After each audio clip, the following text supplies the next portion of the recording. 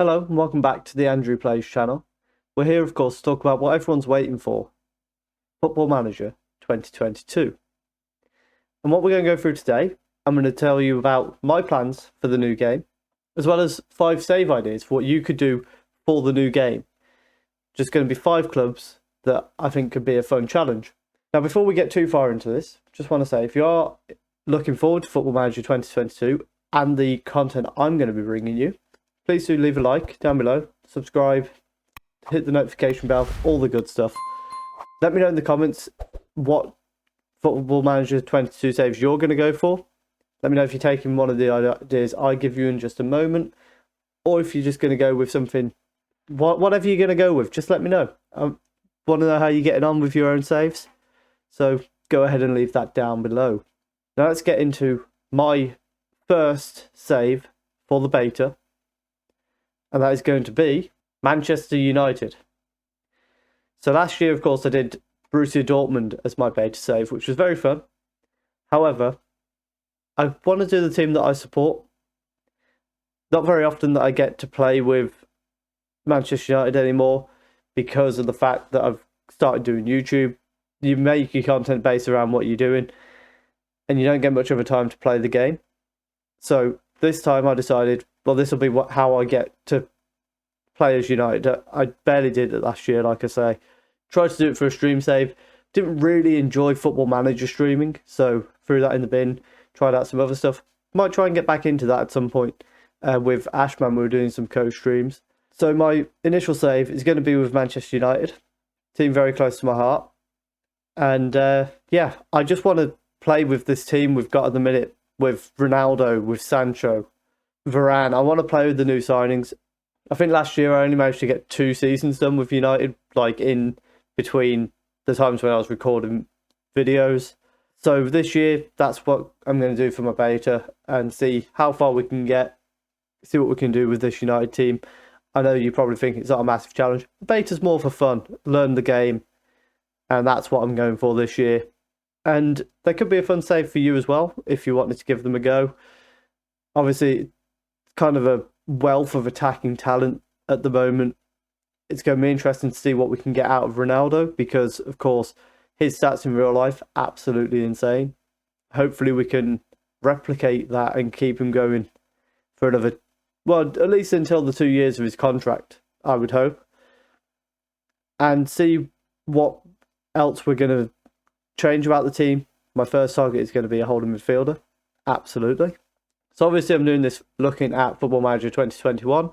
We don't really know how accurate this is going to be to Football Manager 2022. I imagine in terms of a team like United, it's not going to be too far off. And yeah, we're going to be making some deals in the first transfer window. I'm not going to tell you too much about my plans because, 1, I haven't got too many plans at the minute. 2, it depends on what you can manage to do in the first transfer window in terms of sales. I wonder if we can get rid of Fred. I would really like to get rid of Fred. So the first club save idea that I've got for you is Barcelona. And of course, they're a very cash-strapped team at the moment. They've just lost Lionel Messi, one of the best players in the world. And it's going to be a battle to turn them around, get them back to the champions of Spain, back to challenging for Europe. At the minute, in some ways, in the Champions League, Barcelona have kind of become a joke. And maybe you can take that challenge on, turn it around, similar to what Ashman is going to be trying to do in his save. Of course, you've seen him on the channel many times. We're real life friends. Go and check out his content. I'll leave a link just up here above my head and also down there in the description. Go and check out his channel. He produces some great content. He's got some save ideas for you as well as while we're at it. And go and see what he's going to do with Barcelona. See if you can beat him. Let him know when you beat him. Yeah, like I would if I was managing Barcelona. Go and let him know that you're going to beat him. They've lost Messi, which is absolutely massive, of course. One of the 2 best footballers for the last, 15 years? It's been between him and Ronaldo the entire time. And they've lost him on a free transfer. And now they've got Coutinho, who doesn't really like being there. And Sergio Aguero, who's getting to the end of his career. Don't know how happy he is. You've got Martin Braithwaite, bit of an unusual one, but you have got some young talent in there as well. You've got Eric Garcia, who looks like he's going to be really good. Ansu Fati, who looks like he's going to be very good. You've got a Memphis Depay, who's coming into his prime. Could you put him up front instead of on the wing? Can he rotate with Sergio Aguero? You've got a lot of options for what you can do with this Barcelona team. I imagine my prediction is going to be that they're going to be like what it's got here, third favourites. And I think that at the moment, there's a bit of a gap between the two Madrid sides and Barcelona. I think that it's a really good challenge to be had there to get Barcelona back to where they belong in a way. I know technically no club has got a given right to belong somewhere, but where you expect Barcelona to be, we'll say. Yeah, you expect them to be one of the best teams in the world.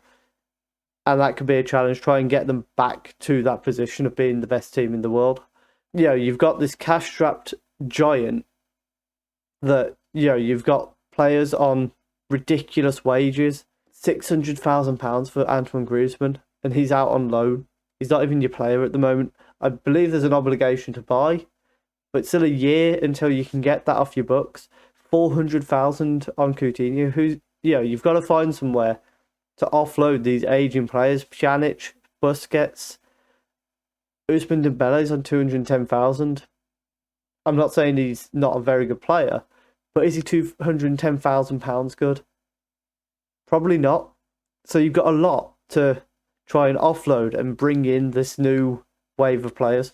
The main reason that I bring up Barcelona.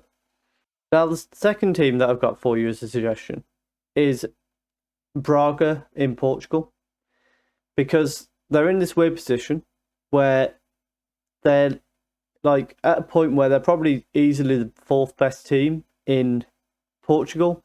But despite that they've, always been kind of the fourth best team, they've never quite managed to get to the level of Porto, Benfica and Sporting Lisbon.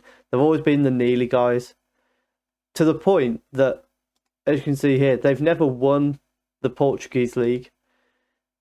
They've been runner-up once and third place twice. And I think you've got a real good challenge there where you could try and take Braga to be the new team in Portugal. What you got with Braga, they've got certain parts of their team that are quite good. They've got a decent spine. They've got a couple of good centre-backs, centre-mids. They're probably lacking a real top-class striker. But they've got Hort, who can play, multiple positions. He can either play behind the striker or as the striker. Maybe he can do you for the first season. You're a little bit lacking in left and right backs. The right back in particular. Your best right back is your best centre back. Do you want to sacrifice that, or do you need to bring someone in? Of course, we don't know what budgets are going to be like on FM22. You've got a goalkeeper who's pretty good, but is he going to be good enough to win a league for you? You might need to replace him. There's a lot of things that you can do with this team, and if you look at their potential ability, so you've got Francisco Moura, who at the minute, 3-star left winger, potential to be world class from the looks of that. But can you even keep him? Will he get somebody poaching him instead? You've not got a ton of potential in some positions, but then you've got two centre-backs who look like they're going to be amazing. But outside of that, you've kind of got these two centre-backs, this left winger, kind of a striker in Abel Ruiz. But I think it's a team that definitely needs work on it. They could be a really fun save to try and, finally win them that Liga NOS. Can you also get them some European glory? The closest they ever got was the runners-up in the Europa League. You've got the Conference League now. Of course, this year they're in the Europa League, but if you can't compete in that, if you get a really tough group, can you go into the Conference League and win that? Can you take them to the semi-finals of the Europa League in the first season? You might need a bit of luck. But then in the long term, I think they're a really good team to try and overthrow what is established in Portugal. I think I looked at it before. There's like 6 seasons where it's not been Porto, Benfica or Sporting Lisbon that have won the title. Can you overthrow that? and be the first team other than those three to win 2 consecutive league titles, and then, start to really dominate Portuguese football. Next up, I thought I'd throw in a team who, it was quite a shock when Werder Bremen got relegated. They'd never been relegated in their history, and now they're not a Bundesliga team. They're not even favourites to up, according to FM21. They're third favourites behind Schalke and Hamburg. So you've got a tough battle to actually get back into the Bundesliga at the first attempt, particularly with Schalke. And if you fail that, then, I imagine the way relegation normally goes is you get a bit of an exodus when that happens. If you fail to get promoted straight back, then surely you're going to have even more of an exodus, because you're going to have to promise some of these players that you're going to bounce back straight away to get them to stay on for a year. If you fail to do that, you could be in serious trouble, because there might be people knocking your door down saying, look, I'm out of here, boss. When you look at the squad, they've got a couple of good players. They've got a really good goalkeeper. They've got a couple of good strikers, but they're quite lacking in midfield. They've got a couple of decent players there, but they're not really amazing. And particularly, squad depth is a problem. You've got this strong first 11, but then even if you just look at the ability, you can see you've got a massive drop-off here. You've got these bunch of players here that aren't at the same level as your top rack, your Pavlenka. You've got a couple who have got great potential, but can you wait on that potential to get back into the Bundesliga? You need to be back up there, straight away. If we look at the youth team, again, you've got some good youth players that you could bring through, but you need to be back in the Bundesliga before you start bringing them in. Some of these players, Toprak, Pavlenka, they're probably already unhappy at the club. They're not going to stick around if you don't get back at that first attempt. They're going to be out of here. Some of your best players, you've got Toprak, who's already over 30. Pavlenka, who's approaching it, although he is a goalkeeper, so could play for many more years.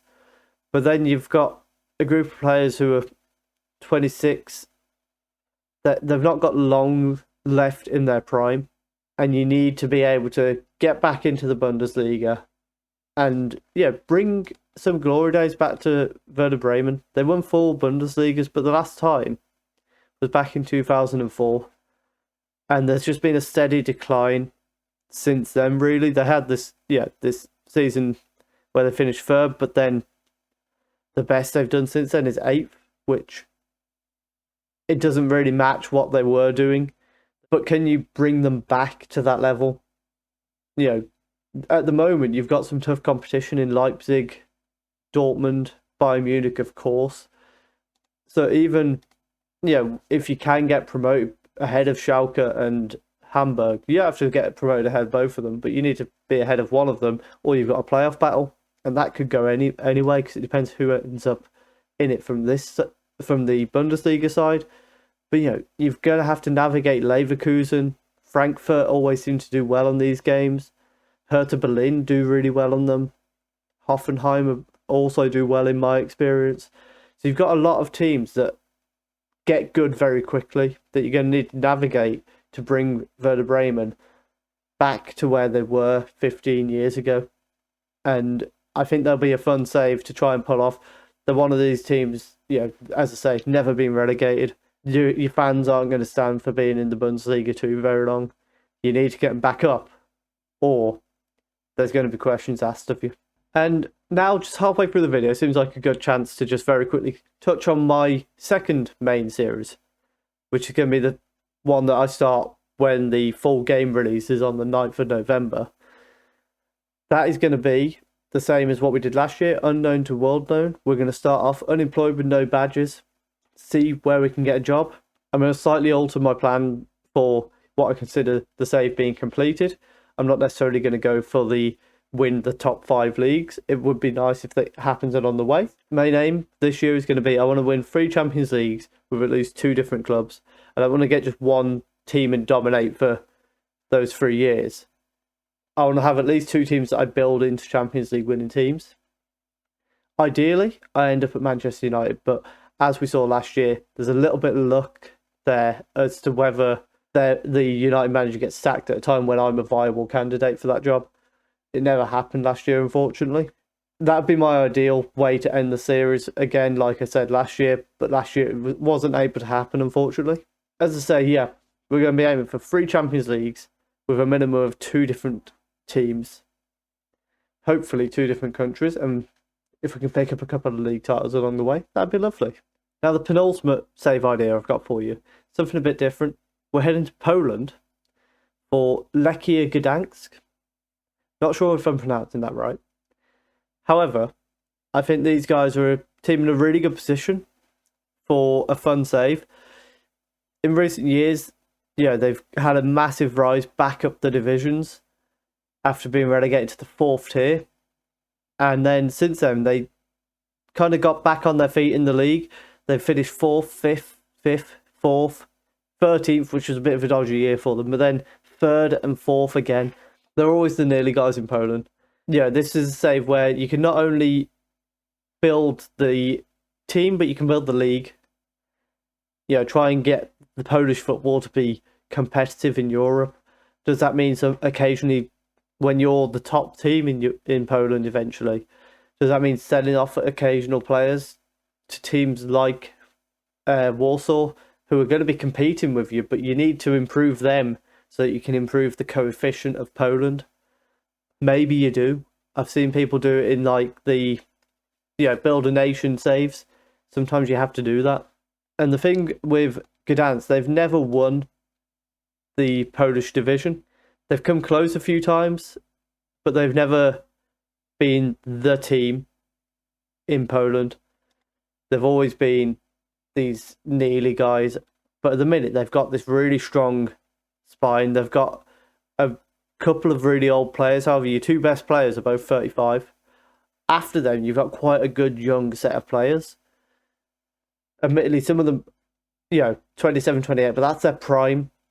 So can you take advantage of that, get on top of Poland, win a league in the next 3 or 4 years, and then start to push out ahead of everyone, and then drag them up with you into European football, become a dominant league in Europe? They don't have a lot of money, which I think makes them a fun save. Their transfer budget, according to FM21, £40,000. In Poland, you don't have a lot of money to sign superstars, so you're going to need to look to your youth a bit more. You're going to need to find the bargains. I think it makes for a really fun save as you progress this team. If you look at your development centre, you've got a lot of really good potential players, particularly in Eric Myras. He could come in and replace your 35-year-old goalkeeper, but is he ready yet? You're going to need to make that judgment. And also, when they're 5-star potential, of course, in Poland, that could mean a lot higher than what is the current level of Polish football. Are you going to be able to keep them? Or are the European big dogs going to come in and go, well, we're going to take him, deal with it? And if that does happen, you need to make sure you're getting the best deal possible so that you can then reinvest it into the team. They've never won a Polish league title, which to me just makes it a fun idea. Try and bring them from nearly men to being the dominant team. You're going to have work to do. Legia Warsaw, absolutely rampant in Poland at the moment. Poznan have got involved a little bit. I think from the looks of it, this league win for Piast Gliwice, again, not sure on the pronunciation of that, seems to have been a bit of a fluke in a way. And then Warsaw have gone back to the top. If you look at the preview, you're kind of joint second best team along with 2 others. I'm not going to attempt to pronounce that, and Krakow. But there's a massive gulf between you, Poznan, and Warsaw, to the point that you're 20-1. Warsaw are less than like evens to win the title.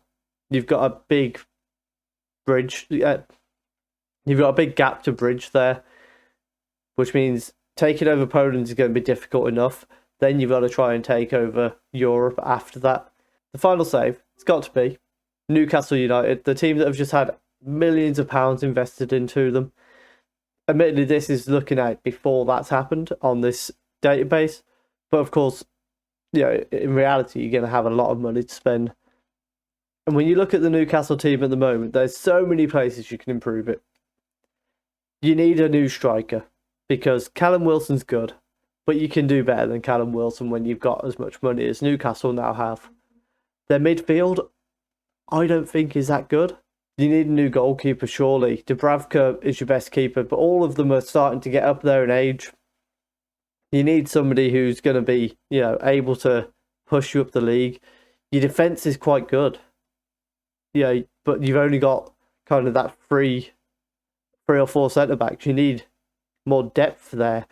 What you probably want to do is have, Clark, Lascelles, and Shaw become your backups to the people who you bring in instead. But also, you don't want to do it too quickly and disrupt the harmony of the squad. You don't want them to think that, well, we're all just being shoved aside and not care about the club. You've got to manage that squad. You've got to manage that money. You've got to make the right signings. You don't want to, go out, all out, kind of like what Man City did when they first got took over and just signing superstar, but none of them gelling together. It took Man City a few years to learn the formula of, signing players that aren't necessarily all superstars, but will gel together, learn from their mistakes, start off doing that.